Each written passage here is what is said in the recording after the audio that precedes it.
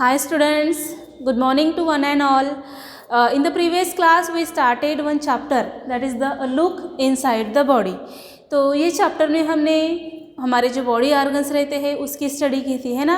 आपको मैंने बहुत सारे क्वेश्चंस भी दिए थे, तो आपने वो सॉल्व किए क्या बेटा। सेंसरी ऑर्गन्स के बारे में मैंने पढ़ाया था, इसके साथ एक्सटर्नल ऑर्गन्स और इंटरनल ऑर्गन के बारे में भी मैंने आपको बताया था। So I hope you all complete that homeworks. आज की क्लास में हम क्या पढ़ने वाले हैं, तो आज का क्लास हमारा रिलेटेड है same chapter a look inside the body, जिसके लिए आपको क्या निकालना है, you have to open your text book page number 70। तो सबने निकाल लिया क्या बेटा। इसके साथ आपको पेन और नोटबुक भी साथ में रखना है ताकि आज की क्लास का भी आप होमवर्क लिख सको। तो अ लुक इनसाइड बॉडी आज का पार्ट 2 है। सो इसमें आज हम स्टडी करने वाले हैं द ह्यूमन हार्ट। तो हार्ट सबके पास होता है ना, we can not live without the heart. Heart हमारे बॉडी का एक बहुत ही इम्पॉर्टेंट ऑर्गन होता है। तो इसके फंक्शंस क्या रहते हैं, ये हार्ट जो है वो कैसे काम करता है। देखो हमारे सभी के बॉडी में ऐसा एक ऑर्गन रहता है, कहाँ पे रहता है, यहाँ पे। तो इसकी फंक्शंस क्या रहते हैं, इसके मतलब क्या क्या काम रहते हैं, कैसे हमारी बॉडी के लिए ये वर्क्स करता है, तो ये सभी बातें हम आज की क्लास में डिटेल्स में स्टडी करने वाले हैं।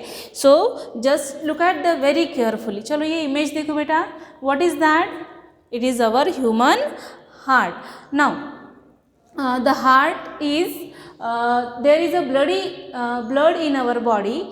We take in air when we breathe in. Our blood carries the air in all parts of the body. देखो हमारे बॉडी में है ना क्या रहता है, ब्लड्स रहता है।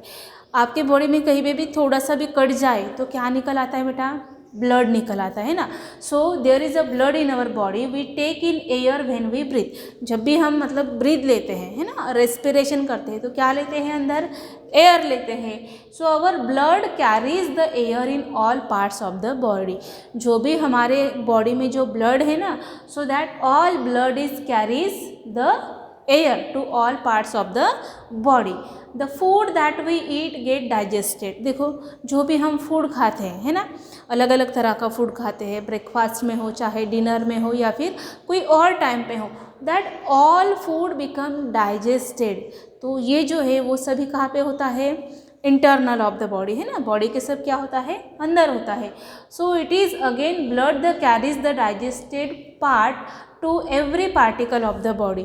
जो भी मतलब डाइजेस्टेड जो पार्ट होता है वो डाइजेस्ट करने के लिए किसकी हेल्प होती है, with the help of blood. And for this purpose it is necessary to keep blood flowing through the blood vessels. इसके लिए सबसे इम्पॉर्टेंट क्या होता है, जो हमारा जो ब्लड है ना, ये देखो यहाँ पे आपको किसकी इमेजेस दिखाई दे रहे हैं, हार्ट की इमेजेस दिखाई दे रहे। हमारे बॉडी के अंदर जो भी ब्लड रहता है वो क्या होना चाहिए, फ्लो होना चाहिए। वो कभी रुकता है क्या, नहीं, it flows up and down. So that blood vessel spread through out the body. देखो हमारे पूरे बॉडी के अंदर क्या है, ब्लड वेसल से, है ना, ट्यूब से। So it is the function of the heart to keep the blood flowing. तो अभी आपको समझ में आया कि हार्ट का फंक्शंस क्या होता है, what is the functions of the heart. So to keep the blood flowing, मतलब पूरे बॉडी में ब्लड अच्छे से सर्क्यूलेट हो, फ्लोइंग हो, तो ये काम किसका है बेटा, that one is the function of heart. तो आपको क्या करना है, वो अंडरलाइन करना है, the function of the heart to keep the blood flowing.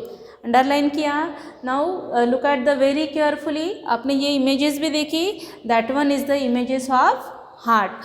सो आपको क्या करना है, आपके टेक्स्ट बुक में पेज नंबर 70 पर डायग्राम दी है ना, ऐसे डायग्राम दी है। So try to draw that diagram. आपको ये डायग्राम आपकी नोटबुक में ड्रॉ करनी है। This one is your homework. Now the heart is an important internal organ. It is in the centre of the thoracic cavity a little to its left. देखो ये जो heart है ये हमारे कौन से मतलब कहाँ पे रहता है situated, it is situated the centre of the thoracic cavity. ये जो हमारे बीच का पोर्शन रहता है ना, इसे हम क्या बोलते हैं, थोरैसिक कैविटी बोलते हैं। और थोरेसिक कैविटी के सेंटर में कौन सा बॉडी ऑर्गन्स रहता है? हार्ट रहता है। तो इससे आपको एक बात समझ में आ गई होगी कि हार्ट जो है वो इंटरनल है या एक्सटर्नल है? It is internal organ. Then it is slightly bigger than the once first and the walls of the heart is very flexible.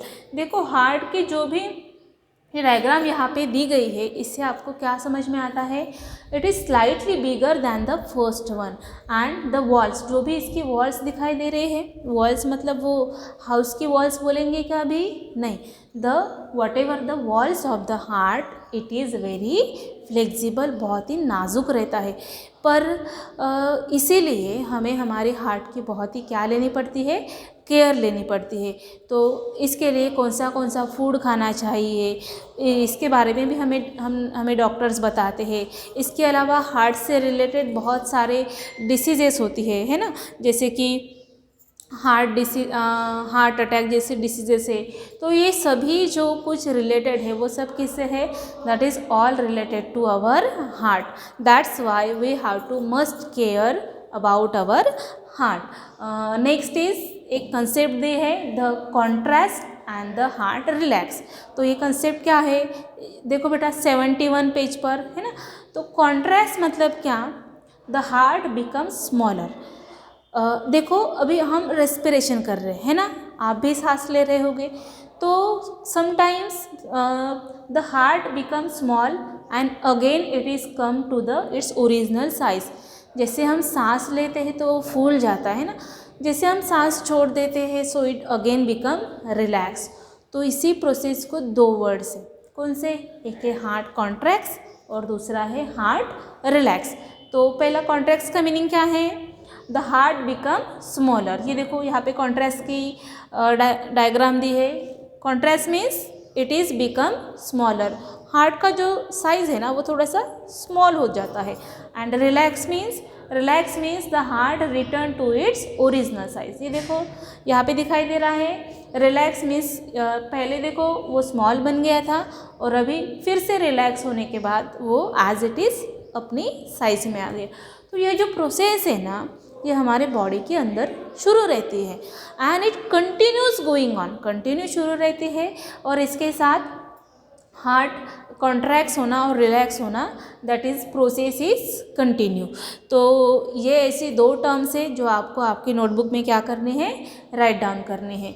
इसके अलावा और क्या क्या बातें हैं जो हार्ट के बारे में है, तो चलो वो देख लेते हैं। The heart contracts and relax alternatively without stopping. देखो हमारा हार्ट जो है ना वो कभी रुकता है क्या? ऐसा कभी हुआ है क्या कि हम अपने सांस रोक दें, है ना? इससे तो डेथ हो जाएगी। तो that work is alternatively without stopping, वो कभी अपना काम नहीं छोड़ता। इट अल्टरनेटिवली कॉन्ट्रैक्ट्स रिलैक्स शुरू रहता है। When it contracts the blood in the heart is push into the blood vessels. जब ये कॉन्ट्रैक्ट्स मतलब स्मॉल होता है तो जो भी हमारे बॉडी का ब्लड रहता है ना वो ब्लड क्या होता है? हार्ट क्या करता है? वो जो भी ब्लड वेसल्स है उसमें क्या करता है? पुश करता है। At every contraction it is push further and further. जब जब मतलब हार्ट कॉन्ट्रैक्ट स्मॉल होता है तब क्या होता है? It push what? The blood into the vessels. A contraction of the heart is called heart beat. देखो इसीलिए हमारे बॉडी के हार्ट बीट होते हैं। और एक मिनट में कितने हार्ट बीट्स होते हैं? आपको पता है बेटा कितने हार्ट बीट्स होते हैं? तो वो आपको फाइंड आउट करना है कि पर मिनट हमारे हार्ट बीट्स कितने होते हैं। सो जो भी कॉन्ट्रैक्शन होता है ना हमारे हार्ट का तो उसे क्या बोलते हैं? हार्ट बीट बोलते हैं। तो आपको ये अंडरलाइन करके रखना है। Okay, now see, if you place your hand on the middle of the chest to a little to the left you can feel the throbbing of your heart due to the heart beats. तो चलो क्यों ना अभी ये हम करके देखते हैं। अपना हैंड जो है ना वो ये बॉय ने देखो कैसे अपने चेस्ट पे रखा है, ऐसे वैसे आप करके देखो। तो देखो आपको आवाज़ सुनाई दे रही है, आ रही है क्या बेटा आवाज़? तो वो किसकी आवाज़ है? क्या आपके बॉडी के अंदर कोई मशीन है क्या? नहीं है। तो वो किसकी आवाज़ है? That one is the sound of throbbing of your heart, हमारा हार्ट कॉन्ट्रैक्ट्स होता, रिलैक्स होता, तो उसका जो भी आवाज़ है दैट वी कैन हियर, और उसे क्या कहते हैं हम, heart beats. Now at the wrist there is a blood vessel that flows very close to the skin. देखो ये हमारे रिस्ट है ना, यहाँ पे रिस्ट पे देखो आपको ब्लड वेसल्स दिखाई दे रहे हैं. So a blood vessel that flows very close to the skin, है ना, स्किन से बहुत ही क्लोजली रिलेटेड है वो. So if you place your fingers there you can feel the heart beats. तो चलो ये भी एक्टिविटी हम करके देखते हैं. चलो अपना हैंड लो और जो रिस्ट है ना वहाँ पे रखो. So you can also feel the pulse. तो भी आपको है ना वहाँ पे पल्स के क्या आपको आएगी, you can hear the throbbing. This is called the feeling the pulse. उससे क्या कहते हैं, feeling the pulse. So this one is all about the heart. Now we are going to start our second one concept. तो वो है इफीफैगस, इसोफैगस. तो यहाँ पे देखो स्टमक दिया है, फूड है, टंग है. तो ये एक इमेज क्या है, एक बॉय की इमेज है. और हमारे बॉडी के अंदर खाना एग्जैक्टली कैसे जाता है, हम तो खा लेते हैं ऐसे, है ना, बट वो अंदर कैसे जाता है, फिर मतलब पूरी जो प्रोसेस होती है उतना सब करने के बाद वो स्टमक में जाता है. तो ये जो पूरी ट्यूब आपको दिखाई दे रहे हैं ना, इसे कहते हैं हम इसोफैगस. तो इसके बारे में अभी आपको जानकारी मतलब लेनी है, तो इसके लिए भी आपको निकालना है टेक्स्ट बुक का पेज नंबर 71. तो देखो बेटा, ये एक आपको वर्कर यहाँ पे दिखाई दे रहा है.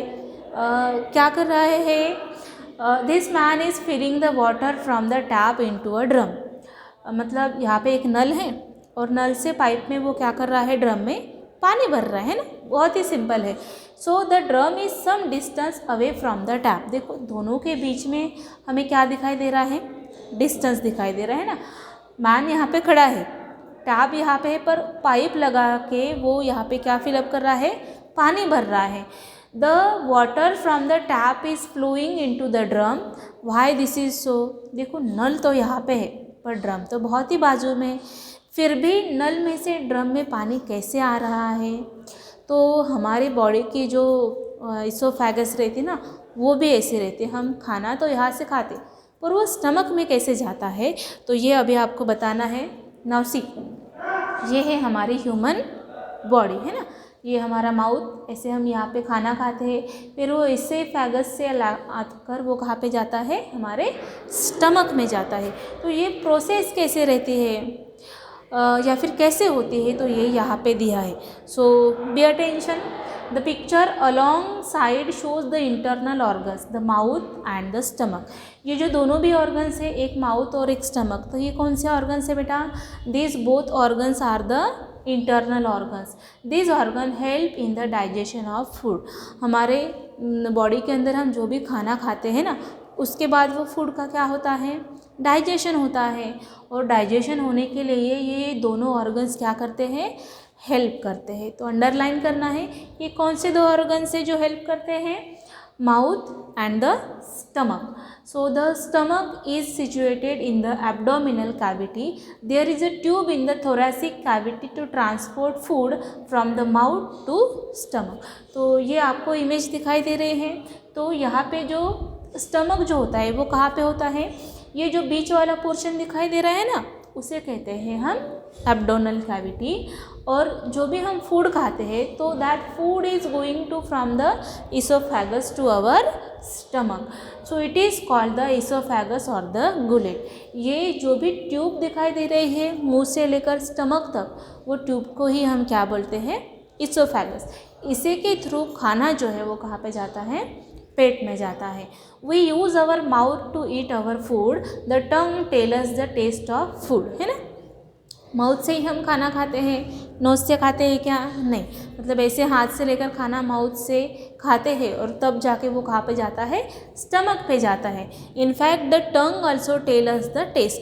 ये भी मैंने आपको प्रीवियस क्लास में पढ़ाया था कि टेस्ट जो है वो अगर हमें मतलब कौन कराता है, वो कराती है टंग.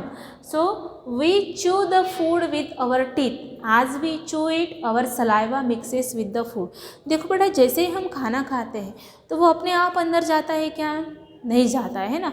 हम दांत से उसे च्यू करते हैं, मतलब चबाते हैं, उसे बारीक करते हैं, और उसके बाद हमारे मतलब माउथ में जो भी सलाइवा होता है ना, वो क्या होता है, उसके साथ मिक्स हो जाता है। तो देखो कितनी मतलब बड़ी प्रोसेस है। और हमें लगता है कि हम जल्दी जल्दी में कभी कभी खा लेते हैं तो अच्छे से हमारा फूड जो है वो क्या नहीं होता, डाइजेस्ट नहीं होता। तो ये इतने ऐसे प्रोसेस रहते, मुंह में खाना डालते, फिर वो उसे च्यू करते दांतों से, फिर जो सलाइवा होती है वो क्या होती है, मिक्स होती है। As a result the food forms a moist ball. इसीलिए हम जो खाना खाते हैं उसका क्या हो जाता है, एक बॉल जैसा बन जाता है, जो यहाँ पे है ना, यहाँ पे बन जाता है एक moist ball, and it is easy to swallow this soft ball. इसीलिए हम खाना ऐसे डायरेक्टली खा नहीं सकते, उसे चबाना पड़ता है ना, उसे मतलब क्या करना पड़ता है, बारीक करना पड़ता है, तभी जाके वो यहाँ से क्या आता है, अंदर आता है। So this food passes through the throat into the oesophagus. तो इसी तरह मतलब जो भी हमने फूड खाया वो ईसोफेगस से कहाँ तक आ गया, स्टमक में आ गया। And the wall of oesophagus is a flexible, this makes it possible to carry the food from the throat to the stomach very easily. देखो हमारे बॉडी के जो भी ऑर्गन्स हैं ना, सभी कैसे हैं, फ्लेक्सिबल, बहुत ही नाजुक रहते हैं। इसीलिए हम मतलब जब भी कभी हमें कुछ भी लगता है तो क्या होता है, दर्द होता है, क्योंकि हमारे बॉडी के ऑर्गन्स ही कैसे रहते हैं, नाजुक रहते हैं। वैसे ही ईसोफेगस, ये जो आपको ट्यूब दिखाई दे रही है वो कैसे है, बहुत ही फ्लेक्सिबल है, और इसकी वजह से मतलब उसे फूड जो है वो स्टमक तक लाने के लिए क्या होता है, पॉसिबल होता है। And the last one that we studied about the our heart. तो इस तरह आज की हमारे क्लास में हमने दो कंसेप्ट क्लियर की, एक थी हार्ट और दूसरी हमारी थी ईसोफेगस। तो इस तरह हमारे 4 कंसेप्ट कंप्लीट हो गई। हमने सेंसरी ऑर्गन्स कंप्लीट किए, उसके बाद इंटरनल और एक्सटर्नल ऑर्गन्स कंप्लीट किए। In today's class we also studied about the heart also. तो अभी इसके बाद जो है वो क्या है, लंग्स हैं एंड द ब्रेन। सो आपको जो भी मैंने होमवर्क दिया वो सब आपको कंप्लीट करना है, and in the next class we will study about the brain and the lungs. So thank you very much.